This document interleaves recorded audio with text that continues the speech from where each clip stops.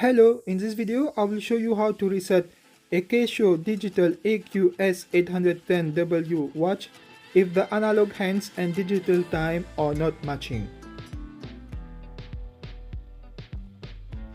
The first step is to use the lower left button to put the watch in the time mode. Press and hold the upper left button for 5 seconds and then wait for the watch hands to stop moving.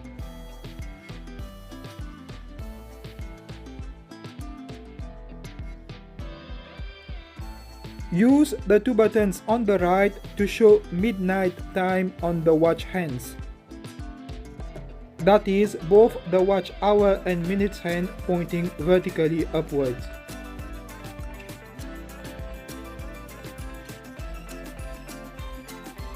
Press the upper left button one time to exit the settings. The watch hour and minute hands will now rotate to the correct time. Here is a video on how to set the time and date on the watch. Thank you for watching and please subscribe to my channel.